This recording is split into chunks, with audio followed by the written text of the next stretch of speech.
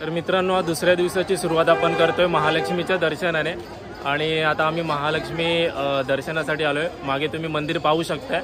तर पहिला स्पॉट आहे आजच्या दिवसाचा, तर पुढे ब्लॉगमध्ये तुम्ही पाहू शकाल।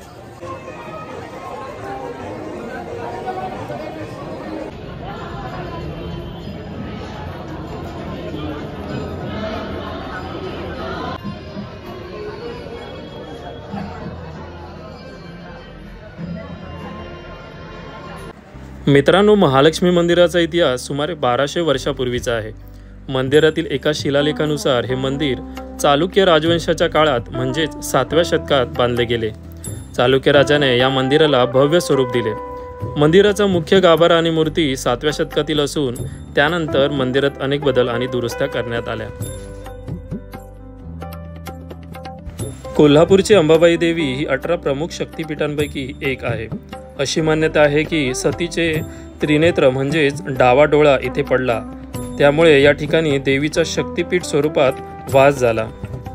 देवीला महालक्ष्मी म्हणतात, पण इथले स्थानिक लोक प्रेमाने अंबाबाई म्हणून असं संबोधतात। दरवर्षी 31 जानेवारी, 1 फेब्रुवारी आणि 9 आणि 10 नोव्हेंबर रोजी सूर्याची किरणं देवीच्या मुखावर थेट पडतात। मित्रांनो, मान्यता अशी देखील आहे की जर तुम्ही तिरुपती बालाजीचं दर्शन घेतलात आणि त्यानंतर महालक्ष्मी देवीचं दर्शन नाही घेतलात तर तिरुपती दर्शन अर्धवट मानलं जातं। मित्रांनो, ही मान्यता का आहे हे कमेंट बॉक्समध्ये कमेंट करून नक्की सांगा। दर्शन घेतल्यानंतर आम्ही अन्नछत्रालयाकडे गेलो।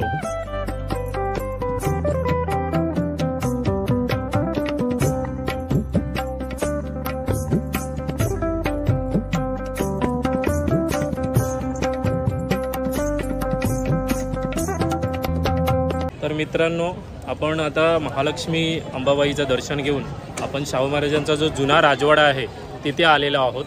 तर तुम्हाला मी राजवाड्याचा पूर्ण जो व्ह्यू आहे तो मी तुम्हाला पुढे व्हिडिओमध्ये दाखवतोय, तर तुम्ही पाहू शकताय। मित्रांनो, याला भवानी मंडप असं देखील बोललं जातं। महालक्ष्मी टेम्पलच्या एकदम बाजूला तुम्ही तो व्हिडिओच्या मागे बघू शकताय की महालक्ष्मी टेम्पलचा कळस दिसतोय आणि इथे तुम्हाला हा मंडप दिसतोय। तर महालक्ष्मी दर्शनासाठी येत असाल तर इथे नक्की भेट द्या।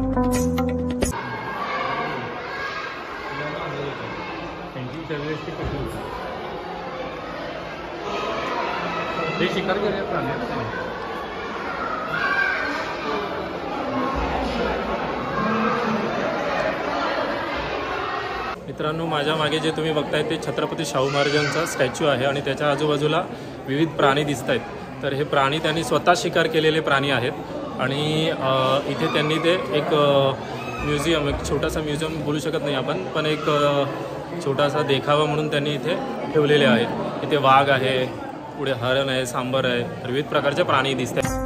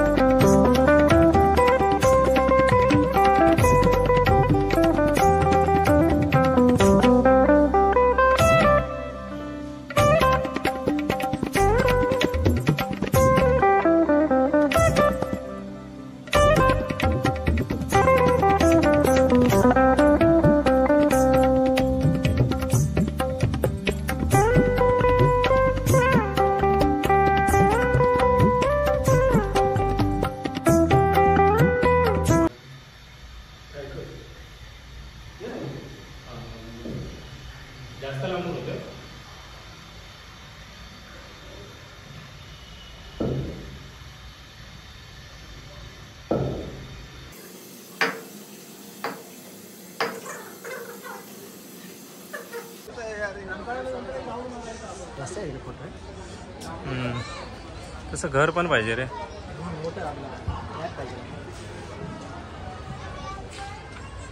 वाव.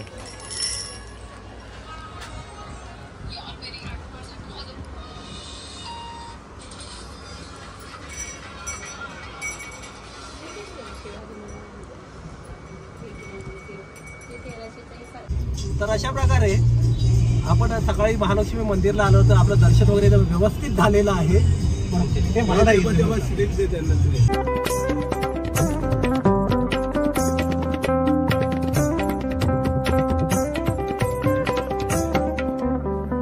मित्रांनो, कोल्हापूरला आलो आणि कोल्हापुरी चप्पल नाही घेतली तर मग काय कोल्हापूरला घेतलं. तर आपण आलो आहोत एका फुटवेअरमध्ये, राजकमल म्हणून नाव आहे त्याचं. तर आम्ही सर्वांनी तिथे कोल्हापुरी चप्पल घेतली आहेत. तर त्या चप्पल तुम्हाला दाखवतो. आणि तुम्हाला जर कोल्हापूरला यायचं असेल तर तुम्ही नक्की या राजकमल शॉपला व्हिजिट करा आणि तुम्हाला जे आवडतील कोल्हापुरी चप्पल त्या तुम्ही घेऊ शकता इथे.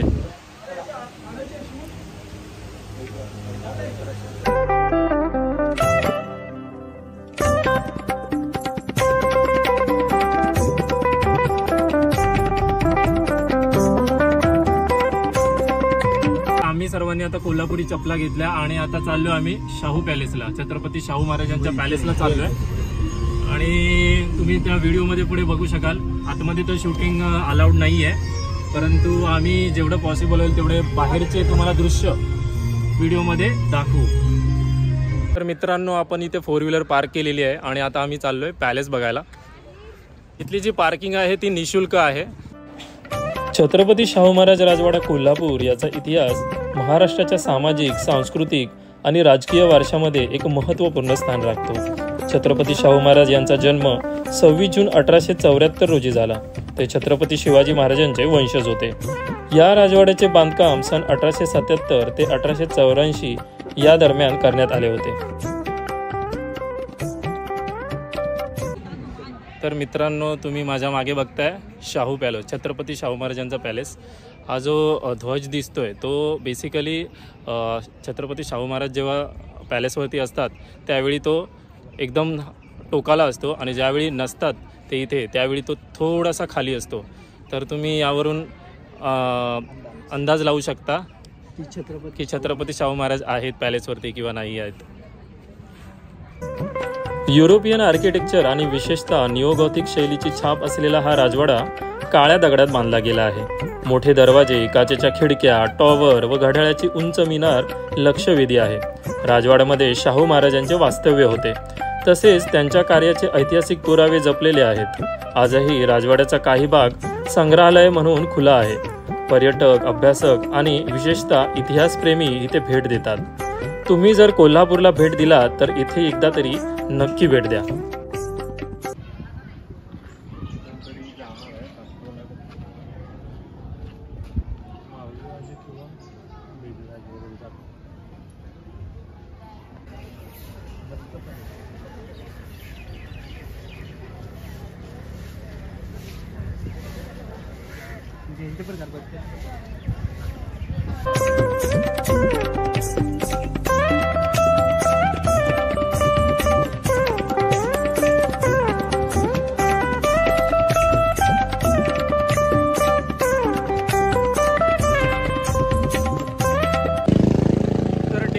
आपण आता 2 पॉईंट एक्सप्लोर केलेले आहेत आणि आता तिसऱ्या पॉईंटकडे चाललो आहे. तिसरा पॉईंट म्हणजे रंकाळा तलाव. तर तुम्हा सर्वांना माहितीच असेल, तर रंकाळा तलावाकडे आपण आता चाललो आहोत. ही आमची वॅगनर छोटीशी आणि त्या वॅगनरमध्ये आम्ही जवळजवळ 7 लोक बसलो होतो.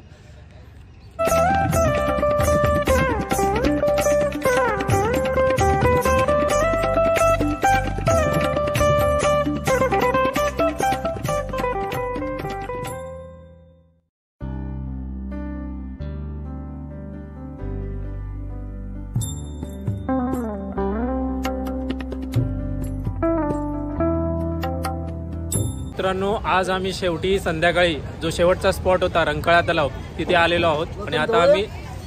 आणि आता आम्ही काय खातोय, पाणीपुरी. त्या गाडवाने पाणीपुरी संपवलेली आहे आणि आता परत दुसरं काहीतरी खायला घ्यावं लागणार आहे. इथे तुम्हाला दिसेल खूप साऱ्या स्टॉल्स आणि दुकानं आहेत जे तुम्ही इथे खाऊ शकताय. असं फील होतच नाही आहे की आपण कोल्हापूरच्या एका अविस्मरणीय रंकाळा तलावासमोर उभे आहोत आणि बाजूला एकदम खाण्याची गल्ली आहे. सुपर खाऊ गल्ली. आणि हे काय आता हे काय बदाम टाकलेत गाईज. तर मित्रांनो आज संपूर्ण दिवसात देवदर्शन करून आज संध्याकाळी आमचा छोटासा पार्टी प्लॅन आहे. तर तुम्ही बघू शकता माझा दादा आहे हा बघा कढईला काय बोलतात लेपन लावतोय. म्हणजे कढई काळी होऊ नये म्हणून लेपन लावतात ते आम्ही गावी करतो. तर आज इकडे चूल पण मांडली आम्ही चुलीवरचं जेवण टेरेसवरती चूल मांडली आणि चुलीवरचं जेवण जेवणार आहे आम्ही. हा आमचा पार्थ आहे. पार्थ दाखव. हा आमचा असिस्टंट आहे. आज सगळ्या गोष्टी तो घेऊन येणार खालून फ्लोअरवरून. आणि आमचे फॉरेनर भाऊ काय करतायत रे तुम्ही सांगा जरा आमच्या प्रेक्षकांना. कलेजी पेटा आणि काळीच त्याचे पीसेस प्रॉपर करतायत.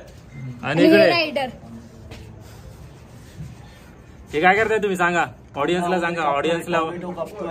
टोमॅटो हे सलाडवाले कंपनी आहे म्हणजे नॉन काय व्हेजवाले पब्लिक आहे ते इन्क्लुडिंग मी. आणि हे आमचे डायरेक्टर या ट्रिपचे डायरेक्टर नाही हे डायरेक्टर आमचे हा शेफ स्पेशल ताज लँड एंड मधून मागवलेले आहेत रतन खत्री. हे आमचे आजचे शेफ आहेत आणि हे बनवतायत कलेजी पेटा. तर तुम्ही पाहू शकताय कलेजी पेटासाठी फोडणीसाठी कढई ठेवलेली आहे. आणि हे चिकन म्हणजे जो कलेजी पेटा आहे तो एकदम मसाला वगैरे सर्व लावून रेडी झालेला आहे. सर तुम्हीच बोला सर काय बोलताय त्याला क्या मॅरिगेशन मायग्रेट हा मायग्रेट काय ते केलंय बाबा. मायग्रेट नाही मायग्रेट हा मायग्रेट करून घेतलेलं आहे. हा हे लिंबू आहे चटणी मीठ त्यानंतर हे तेल आहे आणि हा कांदा आणि टोमॅटो. अशा प्रकारे चुलीवरचं कलेजी पेटा आज आम्ही खाणार आहोत. स्पेशल शेफ मागवलेत आम्ही. अशा प्रकारे कांदा पहिल्यांदा टाकून घेतलेला आहे. अशा प्रकारे फायनली चिकन टाकलेलं आहे आणि ते ढवळत आहेत रतन गुरुले. जाळ मस्तपैकी आलेला आहे चुलीला आणि थोड्या वेळाने माणूस पण तापणार आहे. सो गाईज दादा आमचा काय बनवतोय मोहितो व्हर्जिन मोहितो. तसं व्हर्जिन इथे कोण आहे नाही तरी पण व्हर्जिन मोहितो पितोय आम्ही. हे लिंबू पुदिना चाट मसाला मीठ लिंबू सर्व काही आहे इकडे. उद्या मसाले स्प्राईट थोडं स्प्राईट.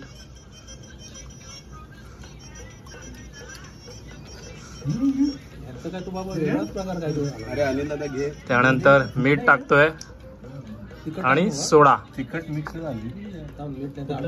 सोडा.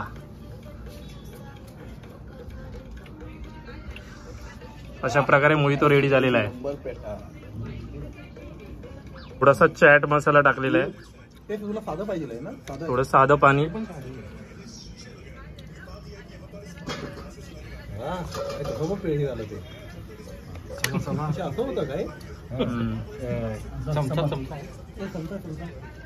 खाली आहे तुम्हाला दादा बरोबर आहे.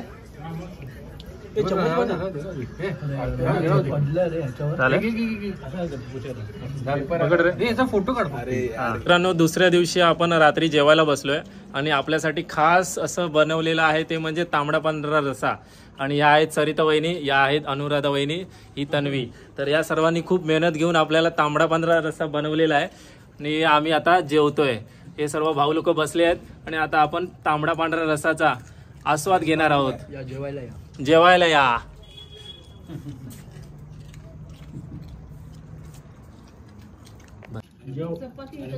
तर हा आहे तांबडा रस्सा हा पांढरा रस्सा. हे चिकन चपाती कांदा लिंबू अशा प्रकारचं हे जेवण आहे.